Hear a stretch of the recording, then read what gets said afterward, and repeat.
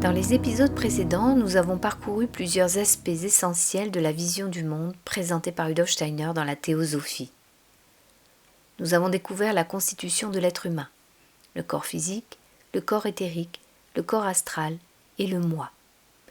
Nous avons également exploré la structure du monde, le monde physique, le monde de l'âme et le monde spirituel. Puis nous avons abordé la question de la destinée humaine à travers les notions de karma, de réincarnation et du chemin de l'âme entre deux existences. Toutes ces idées convergent vers une perspective fondamentale. L'être humain n'est pas un être figé. Il est un être en transformation, en évolution.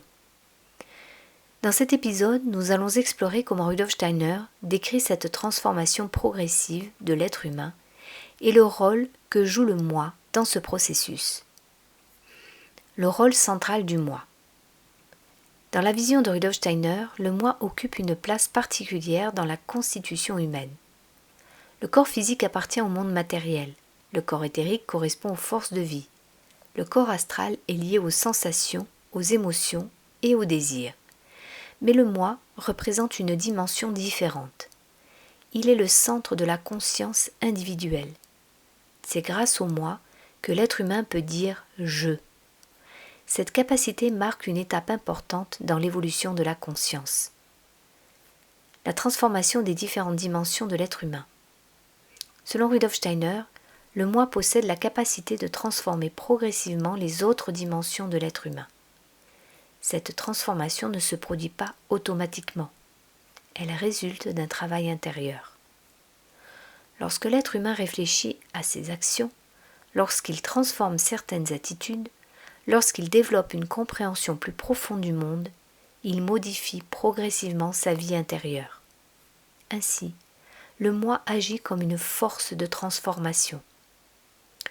La transformation du corps astral. La première transformation concerne le corps astral. Le corps astral est le domaine des émotions, des désirs et des réactions instinctives. Dans la vie ordinaire, ces impulsions peuvent apparaître spontanément. Mais le moi peut apprendre à les observer et à les transformer.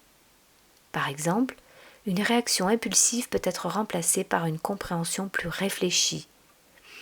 Une émotion négative peut être transformée en une attitude plus consciente. Dans la terminologie de Rudolf Steiner, cette transformation du corps astral conduit à ce qu'il appelle le soi-esprit. La transformation du corps éthérique. Une transformation plus profonde concerne le corps éthérique, c'est-à-dire le domaine des habitudes de vie et des forces vitales.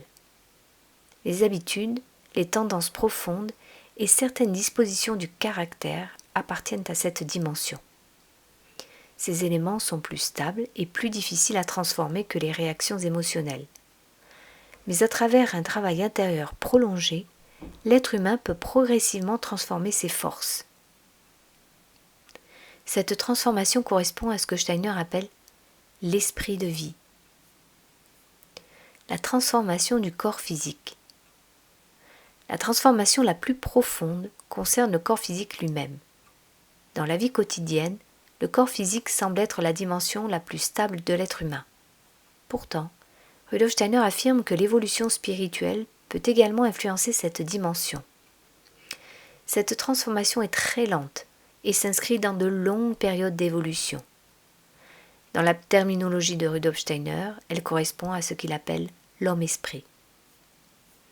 Un processus d'évolution à long terme. Il est important de comprendre que ces transformations ne se produisent pas en une seule vie. Elles s'inscrivent dans un processus d'évolution qui peut s'étendre sur des longues périodes, des siècles. À travers les expériences, les efforts et les transformations intérieures, l'individualité humaine se développe progressivement. Chaque existence apporte de nouvelles possibilités d'apprentissage. Chaque expérience peut contribuer à cette évolution. La conscience et la responsabilité. Dans cette perspective, l'évolution humaine implique aussi une dimension de responsabilité. Le développement intérieur ne dépend pas seulement des circonstances extérieures. Il dépend aussi de la manière dont l'individu utilise sa conscience. Les pensées, les actions et les attitudes participent à cette transformation. Ainsi, la vie humaine devient un terrain de développement intérieur. Une vision dynamique de l'être humain. La vision proposée par Rudolf Steiner présente l'être humain comme un être dynamique. L'être humain n'est pas seulement le résultat de son passé. Il possède la capacité de se transformer. Cette transformation ne concerne pas seulement les comportements extérieurs. Elle touche les dimensions profondes de la conscience et de l'être. Dans cet épisode, nous avons exploré l'idée de la transformation progressive de l'être humain. Nous avons vu que le moi joue un rôle central dans ce processus. Grâce à la conscience et aux expériences de la vie, l'être humain peut transformer progressivement ses émotions, ses habitudes et même les dimensions plus profondes de son être.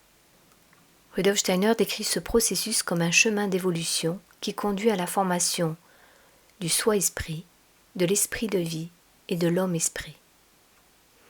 Dans le prochain épisode, nous conclurons cette série en revenant sur l'ensemble du parcours proposé par la théosophie et sur la vision globale de l'être humain qu'elle propose.